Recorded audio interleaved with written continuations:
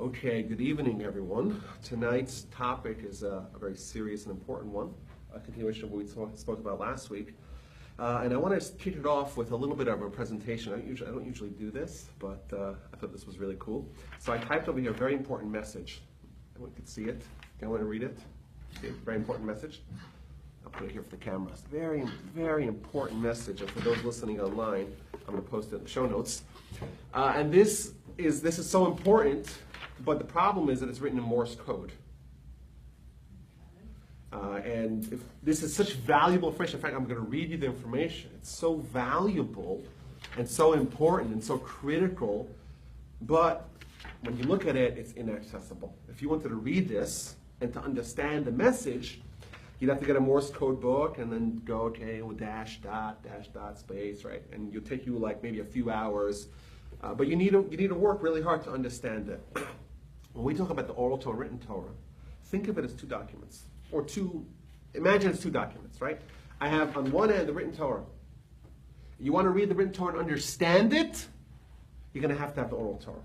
Yeah, it has everything there. If you can understand the written Torah, you are way ahead of the game, right? If you actually understand the written Torah, you get it all. However, the problem is that it's written in Morse code. To understand Morse code, you have to have the decryptor key. You have to decode it. It's encrypted, and you have to try to understand it. When we look at the written Torah enables us to understand the enigma that is the written Torah. You read the written Torah, you have no idea what you're doing. You get the general ideas, you get the meanings behind some mitzvahs, you get the flavor, you get the structure. You know that on Sukkot, you have to sit in something for 7 days. What that thing is, what are the rules are, you have no idea. It's all hidden. It's all encoded. When we have the Oral Torah opens it up. It's the decryption code. It makes it understandable and usable and applicable to each and every one of us. Now, tonight's topic is going to be centered around this kind of duality, this relationship, this coexistence, and interdependency of these two bodies of work. We have the written Torah. It's got 5,845 sentences. Doesn't sound like a lot, but that's what it is. 5,845 verses. It's got, I think, 304,805 letters. Depends how you count. It could be even a lot more. And it's a very it's confined. It's 54 sections, parshios. It's 5 different books. But it's very defined. It's very limited, so to speak. And then when we talk about Oral Torah, we're talking about an infinite amount of explanation and of understanding and of guidelines and of limitations and of source material and other scenarios. It's an infinitesimally larger amount of information. And the question that I want to try to understand tonight is, why do we have this coexistence, this dual methods of instructions? On one hand, we have the written Torah, but we have the Oral Torah companion to that as well. And the critical question I want to ask, which is a question that people ask a lot, especially people that are not so keen on the details of the Oral Torah, is why was the Oral Torah just not written down? Just write it all. Just simplify it for us. Why do you have to have, for 1,500 years since Moses teaches us the Oral Torah, you have it being transmitted orally? Right? Why not just write it all down? You write it down, and that's much easier to convey to the next generation. If I wanted to give you a copy of Moby Dick, right, I just give you a copy, and you can copy it or to take pictures of it and give it to the next person. It's very simple to transmit. Oral Torah, if it's being transmitted orally, it's a lot of details, a lot of information. It's a tremendous amount of information. Write it down, simplify it for everyone. Why was the Oral Torah not written down?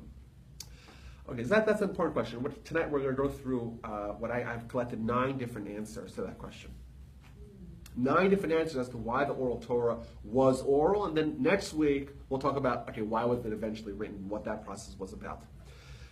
So actually, to be clear, just for the sake of clarity, I want to point out that the Oral Torah indeed was written.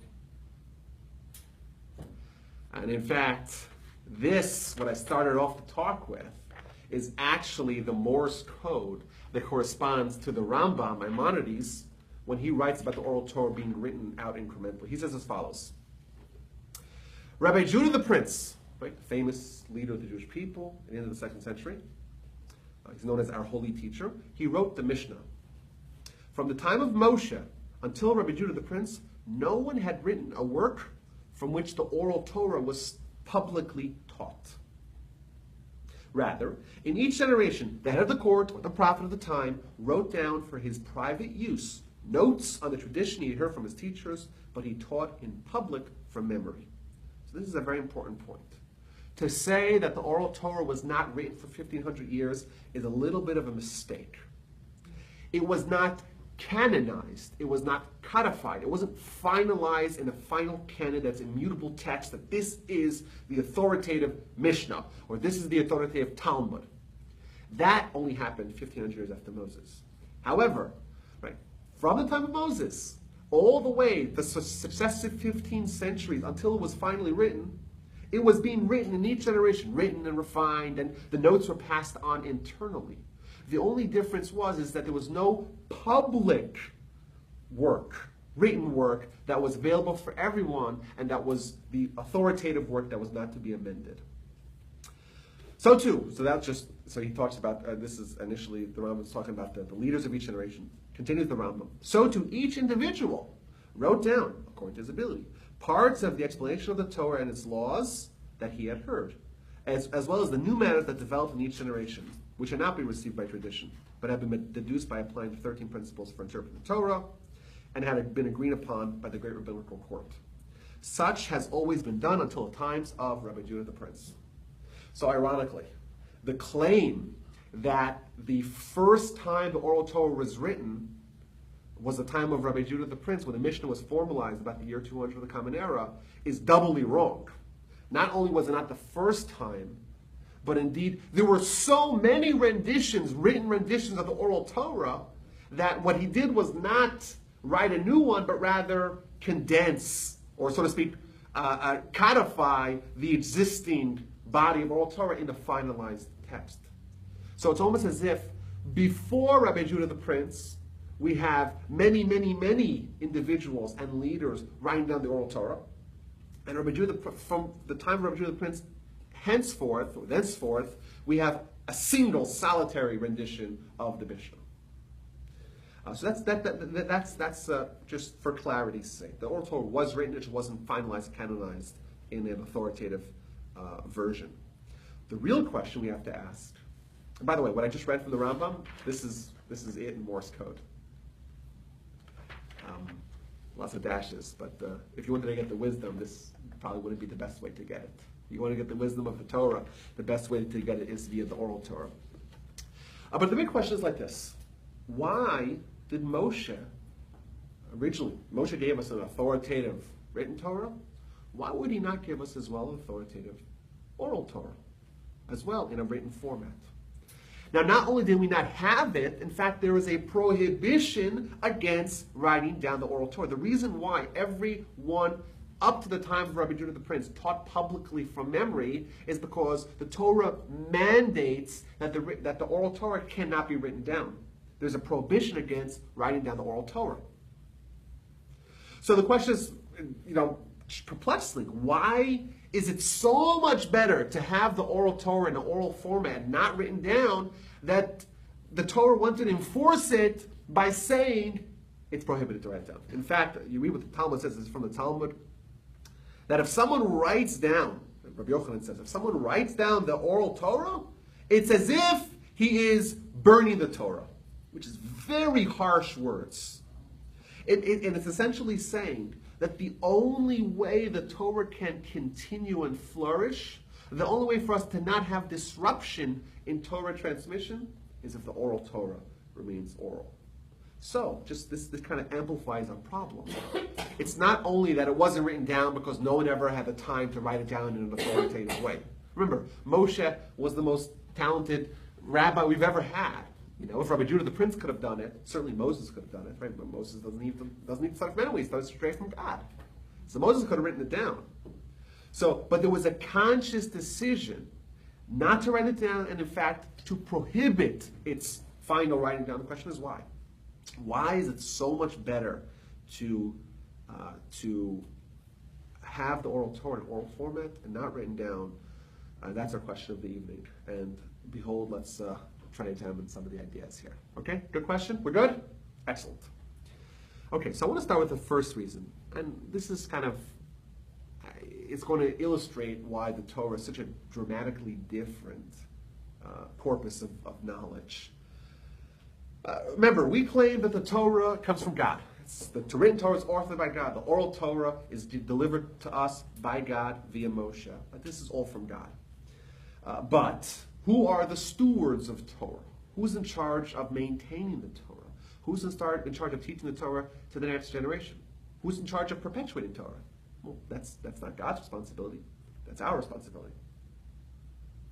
And the Almighty wanted, obviously, to enable us, to give us the tool, to give us the capacity to take the Torah that we got from Him, unadulterated Torah, written Torah, oral Torah, together, and teach it to successive generations until this very day. In 2016, right, we're talking about 327 or 28 years after Mount Sinai, we could still claim that the Torah that we have today is the same Torah that the Almighty gave Moses at Mount Sinai, and it hasn't been corrupted till now.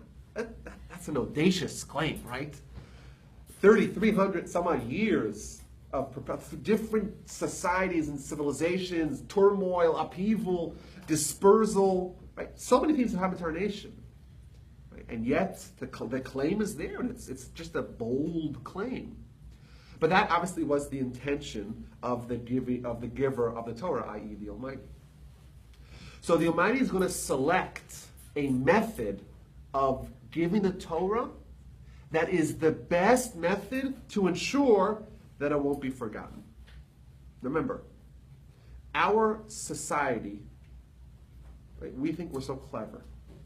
But I will prove to you that we are so terrible at this, and humans are so terrible at this. We think, oh, I'll just say what I want, I'll even write it down, I'll simplify it, and I'll give that document over to someone else, and they'll never have any misunderstandings.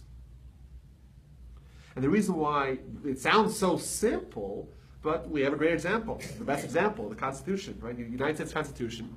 It was written by very intelligent people, clearly with the intention of it being understood by future generations. It's only a couple hundred years ago. It's really not so long ago. Yet there's tremendous debate.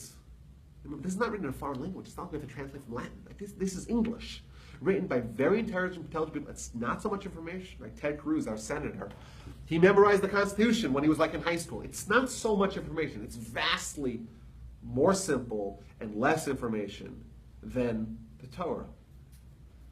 Yet our society today grapples with the very basic, fundamental, simple principles of the Constitution. Just the basics, just what do the words even mean?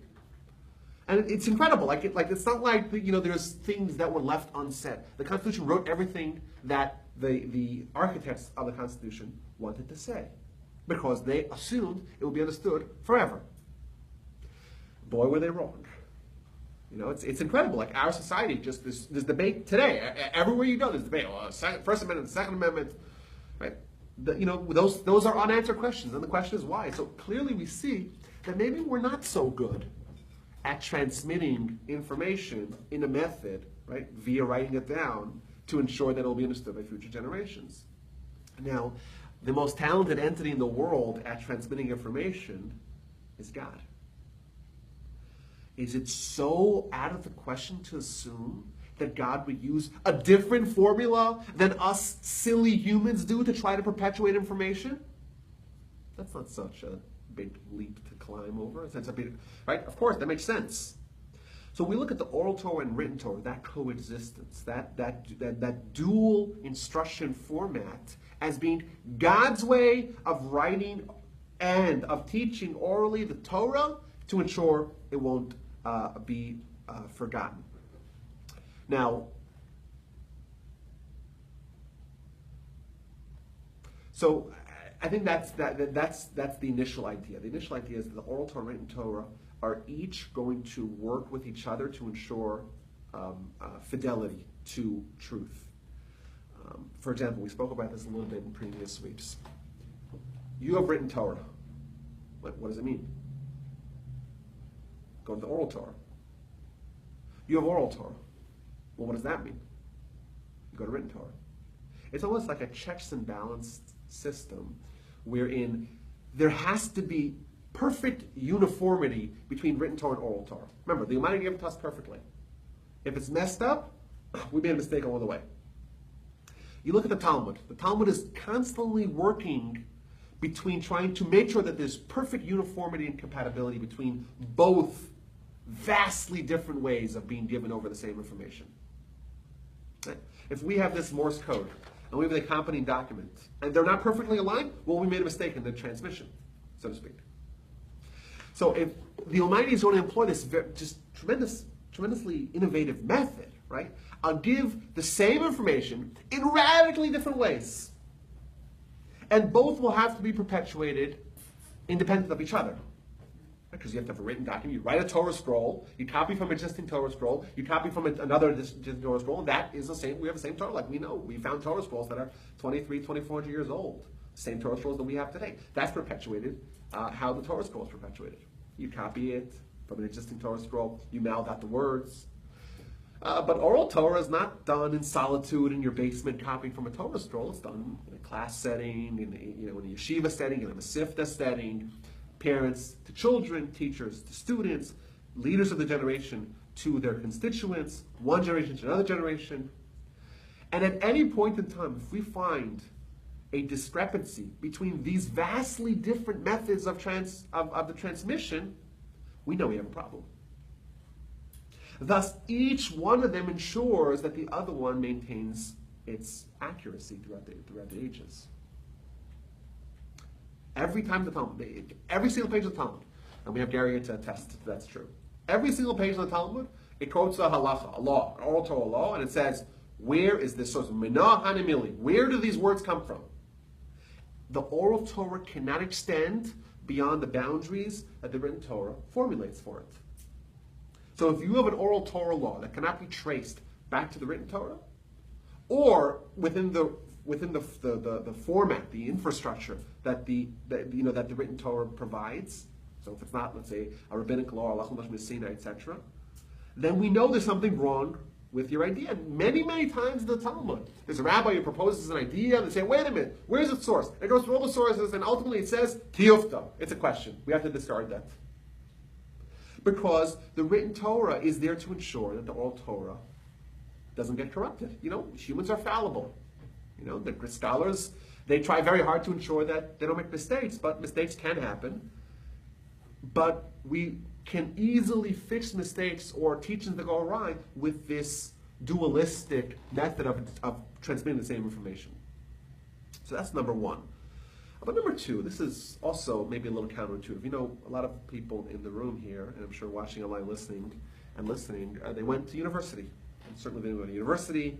They went to schooling of some sort, traditional schooling. Some people go to homeschooling, so maybe that's not so relevant. But, I have students, they're in med school for 10 years. Get the book, memorize the book. You spend all that money. You go to law school. Why don't you go to law school? Read the book of laws, you know it. Intuitively, we realize that if you really want to study a subject, the learning from a teacher, right, it actually works a lot better. Right? You can use examples, you clarify things you don't understand, tonal inflections really matter a lot. It's simple to us that if you want to understand how to be a physician, how to be a lawyer, how to be an accountant, how to be a geologist, how to be anything, right? You have to go to someone who's going to teach you. And you have to listen to lectures. And you have to have a relationship with a mentor, who's going to guide you if you want to do advanced scholarship. You'll have someone who's helping you with your thesis or with your doctoral thesis or your graduate work. We understand that. The Torah is much more complex than anything we could study in any of the sciences or any of the mathematics or any of the law. It's more difficult. It's very difficult. And you expect us to just read it out of a book? So clearly, I think this is just as a beginning. Yes, we find a remarkable playing off each other with the written Torah, Oral Torah, number one. Number two, it's just a better way of learning. And like we said, to assume that you write things down, they'll be understood later, is a gross misrepresentation of human capacity to do that.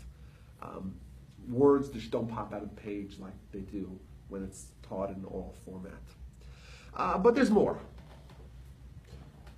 When you write something down, like we mentioned, you become limited to what, to the words that are on the paper. You're teaching something. The way a competent teacher does it, they present ideas, and the ideas are malleable, and be transported to different applications. So, you take an idea and you say, okay, there's 4 or 5 examples of that idea. But you're giving over more than a specific idea.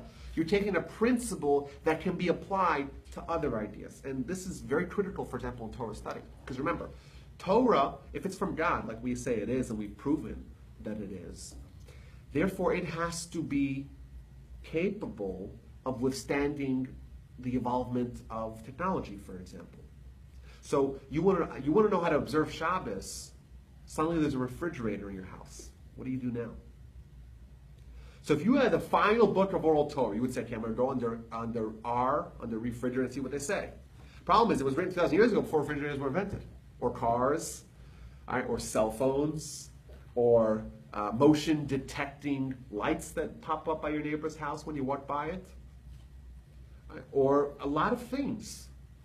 Now for us, because we have the Oral Torah, in the method that it was given, right, we are able to take the principles and apply the principles to changing situations and scenarios. But if the Torah was written, but it becomes much harder, by the way, because since the Oral Torah was written, we have a lot of fixed examples, and then when you take an example, you have to extrapolate the principle out of the example and then apply the principle forward. So I'll give you an example, very, very modern, very ancient example.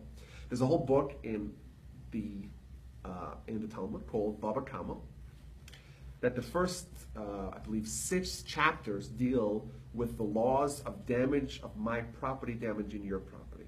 So my ox gores your ox. I don't know many people that have oxen, and this is not such a common situation in modern day, just industrialized world. So if I want to know the laws of my property damaging your property in modern times, I have to study the examples of yesteryear. I have to extrapolate the principles out of it, and then apply the principles to modern situations. So that makes it much harder. However, if the Oral Torah was still active today, if it was still entirely oral, I wouldn't be studying about cows and oxen and all those things. My animal eats your stuff, your produce and your field. I don't have a field, I'm an animal. Right? I would learn the principle, and that principle would be much easier adapted to modern situations. Now, studying, we have the laws of blessings, right? You learn the laws of blessings. So you read the book of Brachos, and it talks about all these ancient foods that you've never heard before. And it uses the names, the Aramaic names of dishes that people stopped cooking 2,000 years ago. That's what you have to work with. Because when they wrote it down in the language that they're used to. But remember, that becomes fixed. This is a finalized text of the Oral Torah. The Mishnah is finalized. The Talmud is finalized. We can't adapt it. Well, what do we do? Well, what is this obscure kind of, crepe? How thick was it? Was it made of? We don't know. Because it was a common food. If I said pizza, well, you know what pizza is? In 2,000 years, maybe they won't be eating pizza. I assume they will, right? Pizza's pretty good. But if I wrote today, the blessing on pizza is X, Y, or Z, people stop eating pizza 1,000 years from now. 2,000 years from now, they're like, well, what does that mean? A pizza. Get pictures of what a pizza looked like and try to understand, why would people eat it? That's what we're doing, basically. We learn the laws of blessings. All these obscure, ancient, archaic food types. We have to understand, what is this made of? How is it made? And working backwards to extrapolate the core principle from that, and then we use that to apply to donuts and modern foods like that. So it becomes much harder to write it down. That's the tremendous drawback of writing down Oral Torah. However, Oral Torah in its pristine format, when it's being transmitted orally, it becomes much easier to adapt principles to new situations. That's another reason why the Oral Torah was initially maintained in its oral format. Another reason, to keep it out of the hands of Gentiles. So this may sound strange, but in our history, we've had almost nothing but grief from the Torah being in the hands of non-Jews. For example, the day that the Septuagint was commissioned. Septuagint is the first translation of the Torah to a foreign language. That language was Greek. King Ptolemy II or third, doesn't even matter. He commissioned 70 rabbis to translate the Torah, this document that the Jews are obsessed over, translate it into Greek. And he took these 70 rabbis and he isolated them into different rooms, 70 different cubicles. They can't talk to each other, they can't collaborate. And they had to write this, what's called today the Septuagint. Sept is from 70, the translation of the 70. That day in Jewish history is marked by a fast day. It's a day of mourning. Ever since the Torah has been handed on Jews, they've used it against us, they've misinterpreted it, they've perverted it, they've mistranslated it. It has been nothing but grief for us. But we had to have a written Torah, but that's the danger. We have a written Torah, and it's a physical document available as opposed to the oral Torah. It's in your heart. It's not as easily accessible. And that's another reason why the Oral Torah was maintained oral. But I think there's a little bit of a deeper insight. It's not just that we want it to be not in the hands of Gentiles, but there's an idea that the Maharal says. We've mentioned this. It's been a while now. It's been about 20 lectures ago. But the idea of Torah being more than just a body of knowledge. It's not just information that we're trying to acquire and impart on our children. It's a way we relate to God. Right? This is how we relate to God. It's God's Torah. We cleave to Torah, and by virtue of that, we have a deeper understanding of God.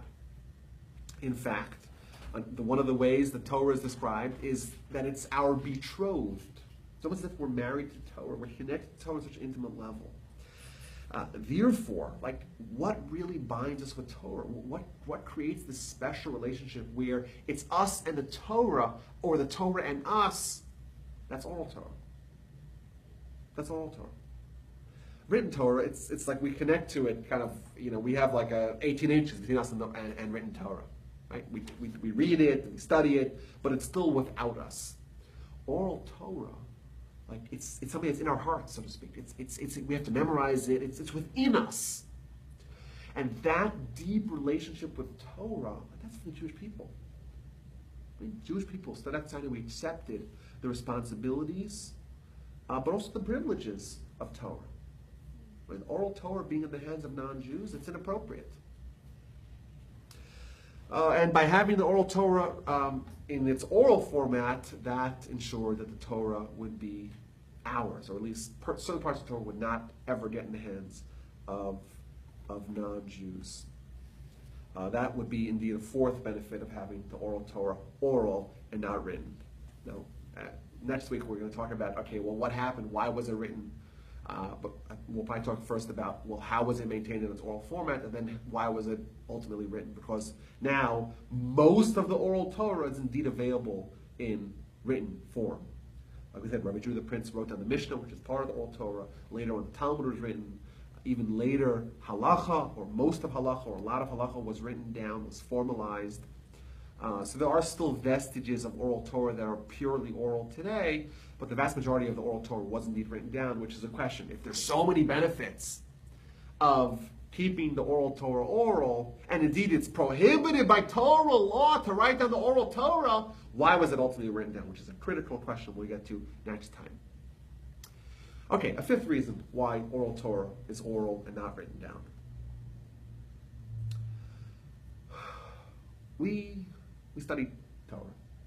And in some places we study Torah, we study mathematics, we study physics, we study English history, the sciences. We realize the Torah is different. The Torah is from God.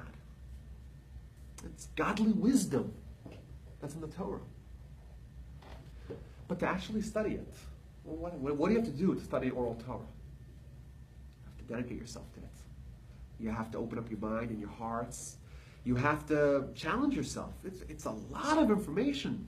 Typically, people, young pupils, when the Oral Torah was oral exclusively, young pupils would go and study Oral Torah for 14 years at a minimum. That was basics. 14 years of study, intense study, 18 hours a day maybe, up to 18 hours a day. That's dedication. Right? The relationship that we have with Torah is when we realize this is from God. And it's tremendously transformative wisdom.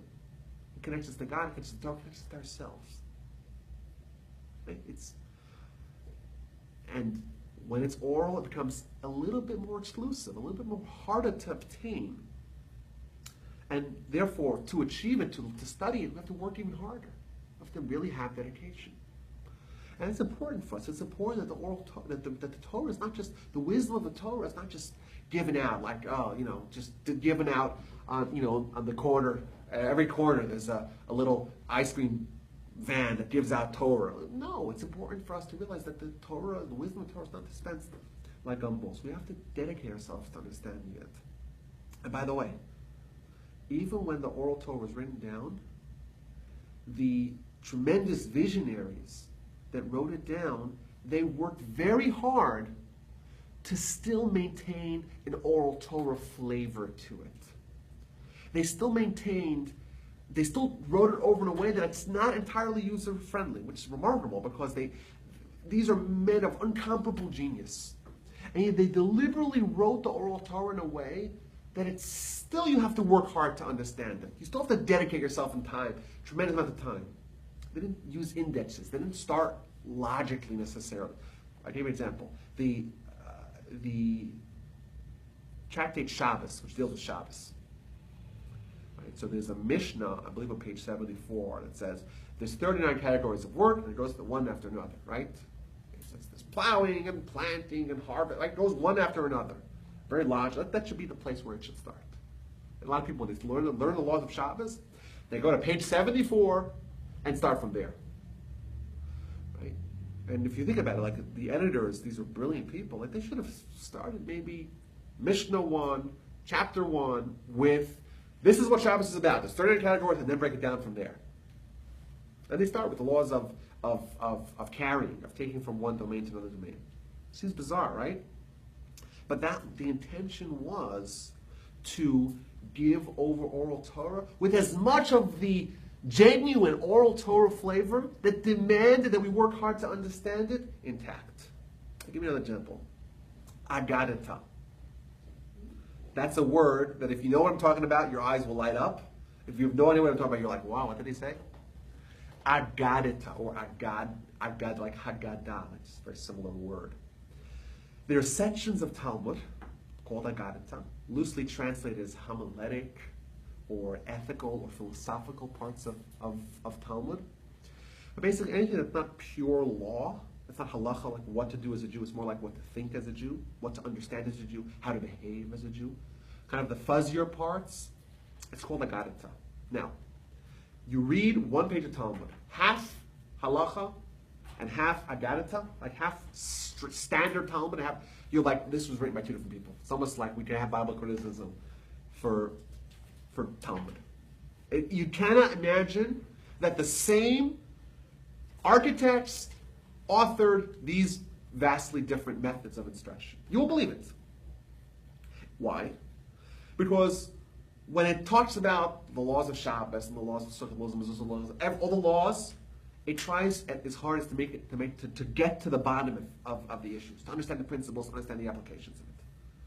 When it talks about Agadata, the philosophical, the ethical, the inspirational, the behavioral, the philosophical and theological parts of Torah, it talks in metaphors, it gives stories, it gives examples that are outrageous, it says bizarre ideas, and you read it like, wow, what did it teach me here?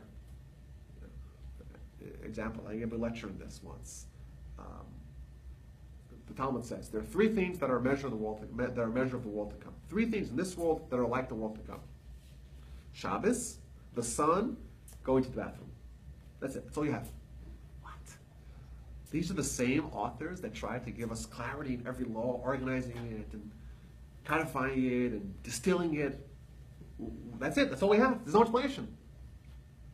And the idea is that when they wanted to convey the deepest, most profound, most esoteric, most special ideas of Torah, they wanted to ensure that the only way you'll understand it is A, if you're dedicating yourself to it, if you spend 6 months trying to understand it, and B, if you have a very broad base of knowledge from the rest of Talmud.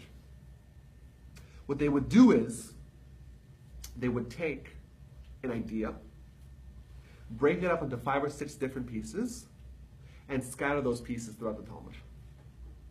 So you have one sliver of it, 3-part, like what? You have no idea where to start, right? And it's hidden in plain sight. It's all there. All you got to do is spend 20 years studying Talmud intensively, and you'll know it. So it's almost as if they took, like, the same difficulty of trying to understand the enigmatic Torah and working and dedicating and toiling and strenuous, continuous study over a long time, the same flavor that the Oral Torah was transmitted, and they just wrote it down. But the work is the same almost. And by the way, that does not apply only to the Agarata. Agarata is where it's more pronounced. But even the halacha. You want to know the halachas of something, you have to know every place in the Talmud that it discusses it. And that's why extracting halacha out of Talmud is so difficult. It's all there, but it's not organized in a clear fashion. And some parts, some huge sections of Talmud, a lot of them are cut up into 4 or 5 pieces, scattered throughout the Talmud, go find them. So it's almost as if the Oral Torah had to be written down. We'll get to why next week. It had to be written down, but even when it was written down, they maintained the same reasons why it was initially oral. They tried to perpetuate that in the finalized codified version of that. I always say that, imagine you have an encyclopedia. Encyclopedia Britannica, I think it's 38 volumes. Tiny letters, thin pages. It's an enormous amount of information. But it's not alphabetized. And every entry is cut up into 4 and scattered throughout. Imagine you had that. You have all the world's information at your fingertips, but you don't even know where to look for it. You got to find the needle in the haystack. You find one needle, now you have to find the other 3 needles. That's what the Talmud is. It has everything there, but some things are hidden, and some things are scattered, and some things are cut up into 4 pieces. And the job that we have to study and to understand it is almost the same as it was prior. You still have to work hard. So they managed to accomplish almost everything that they wanted to do, and yet avoid losing the special benefit of keeping the Oral Torah oral. Just incredible. If you think about the genius of the people that wrote down these books. It's unbelievable what they managed to do here. Take all the Oral Torah, organize it, and then disorganize it. But disorganize it in an organized fashion. And then take all the parts and cut up a few pieces, throw them at the Talmud and 63 books. Go ahead, right? It's accessible, yes, but you still have to work really hard. And by the way, we'll talk more about it, but the Shulchan Aruch, the book of Code of Jewish Law, one of the books that is on the Mount Rushmore of Jewish books.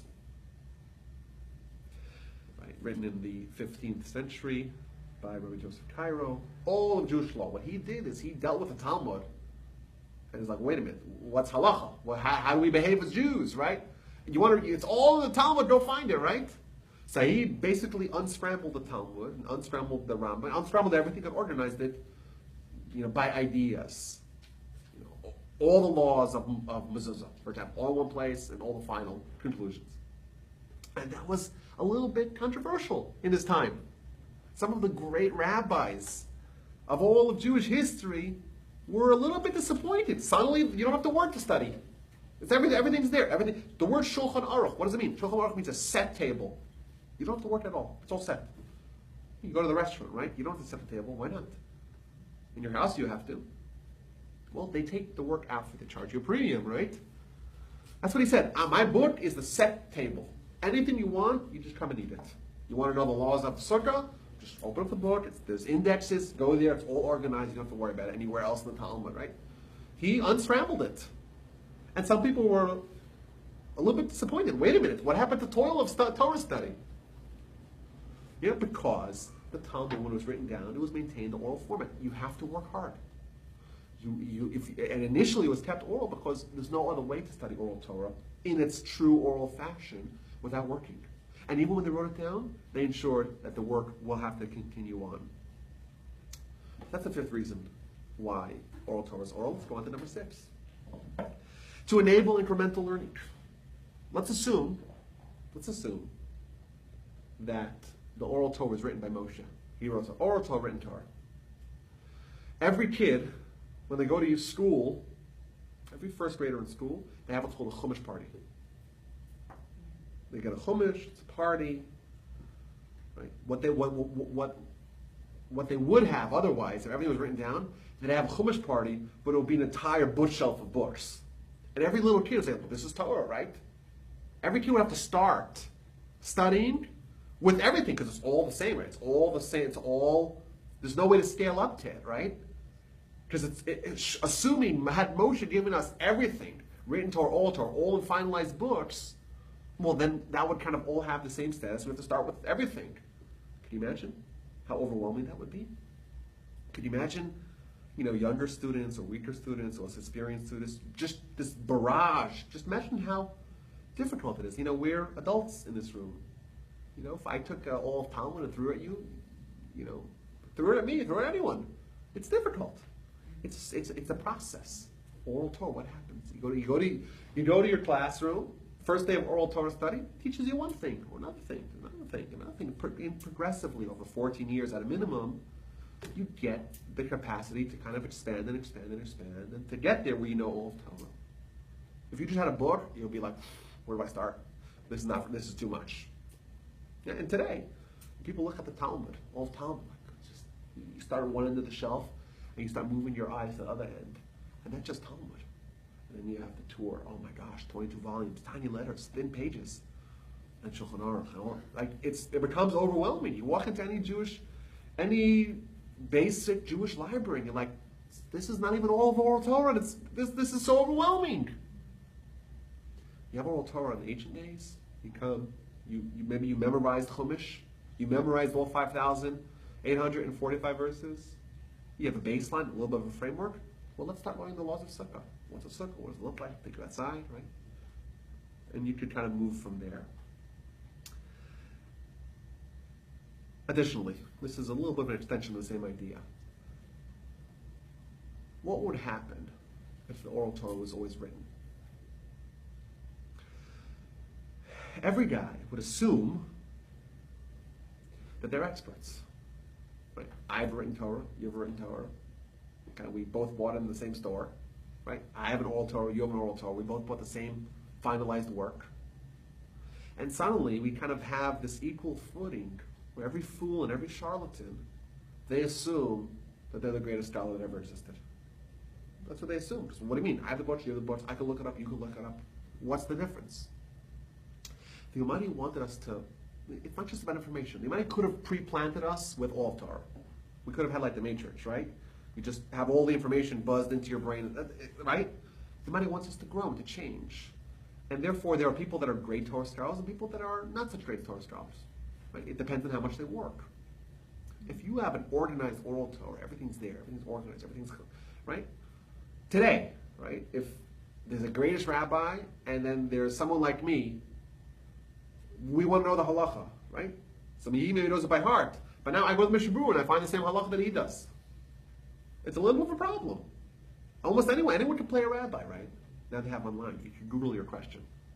If you do Google, you can know all the answers. Is that what we want? What happens then? Everyone assumes that I know all the answers. I don't need the rabbi. When I know nothing about Torah, I don't understand the sensitivities of every delicate issue. I don't understand how to approach the subject. What happens then?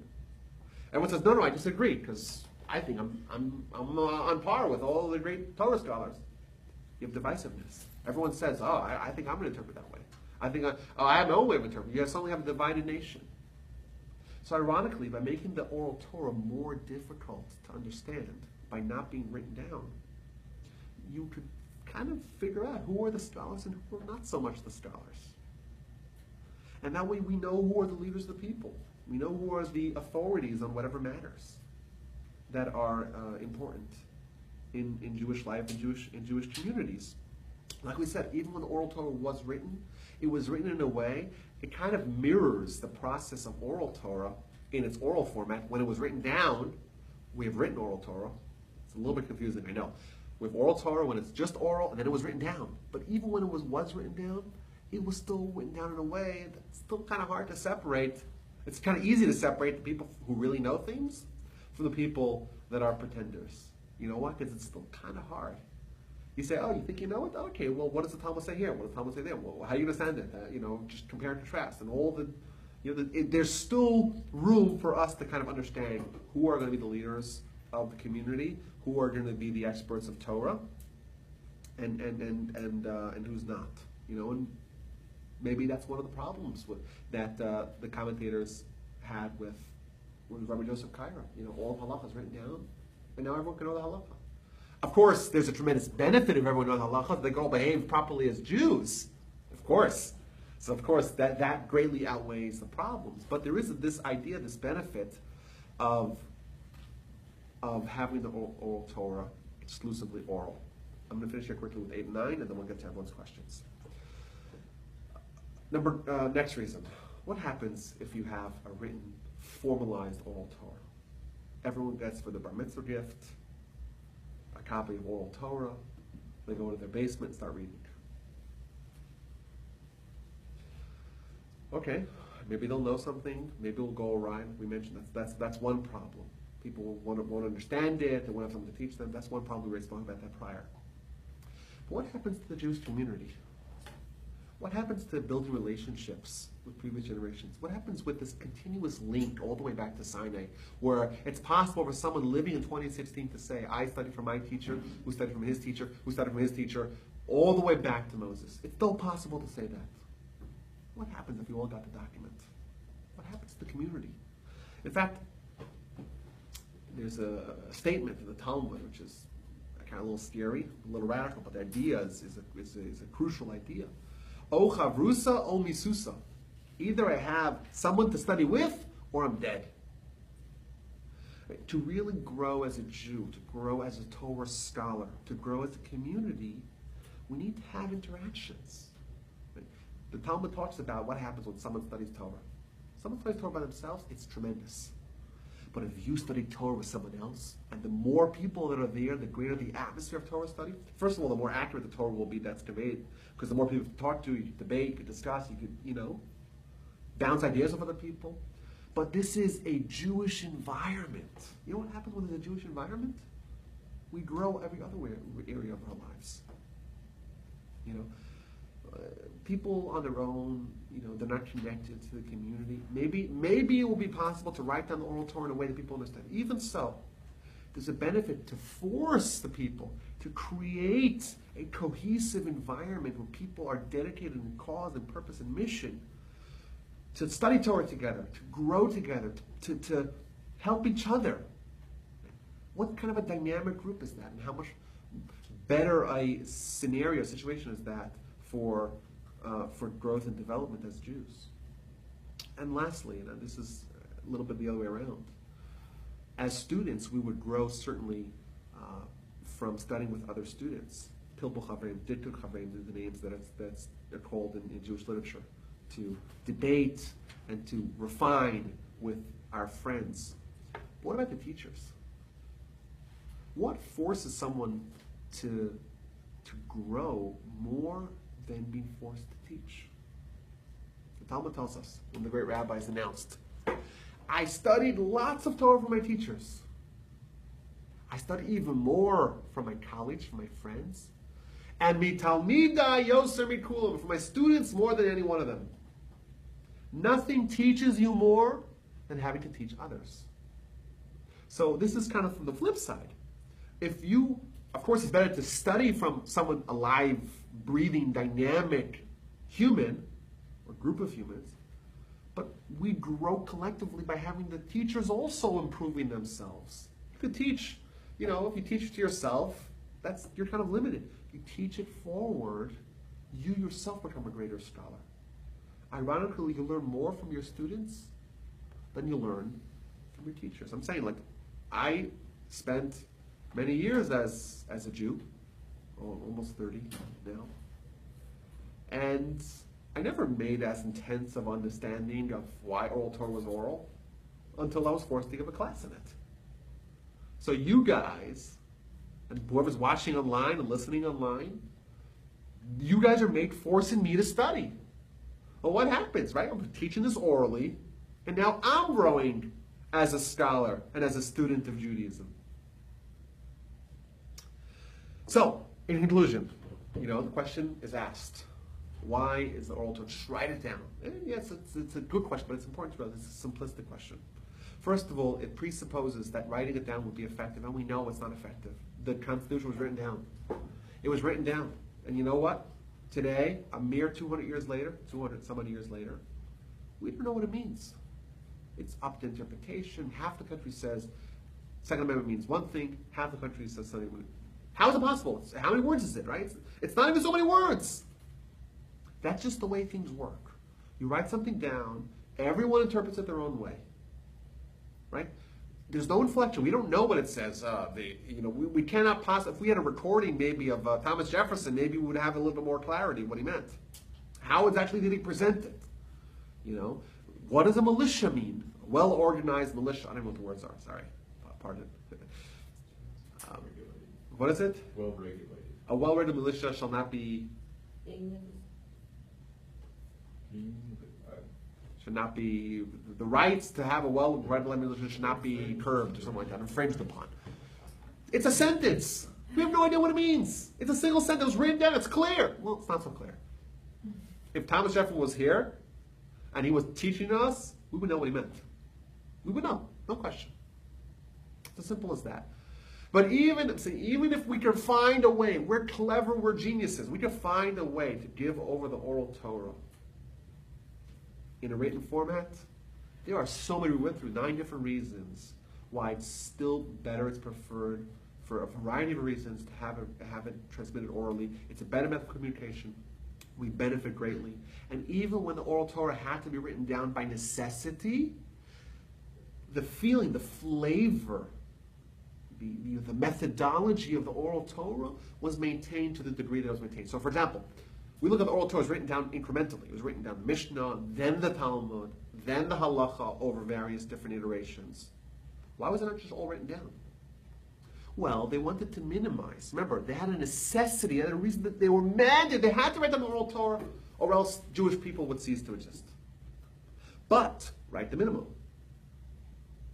And at every stage of writing down the Oral Torah, they had to write down just the bare necessities of what needs to be written down because of the variety of reasons that we propose, and maybe there's even more, of why it's still the preferred method to have it transmitted in its oral format. Next week, God willing, we're going to be talking about why or how the Oral Torah was transmitted so well without mistakes. How we only find disagreements 1,300 years into the process, or 1,200 years. There's no disagreements. We don't find any disagreements. 2 Jews, 3 opinions. Somehow we managed to survive 1,300 years without any disagreements. And why the disagreements happened, and why it had to ultimately run down, but also how was it perpetuated, and what were the dramatic existential transformational shifts in Jewish life that forced the decision, the weighty and visionary decision to write down the Oral Torah. Okay. Any questions? Oh, how do you like that? No questions? Okay. Many questions. But I forgot what they Oh, you forgot them. Okay. So I guess that couldn't have been that bad. Okay. I thank you all, and I look forward to next time. This was a delight and a pleasure as usual.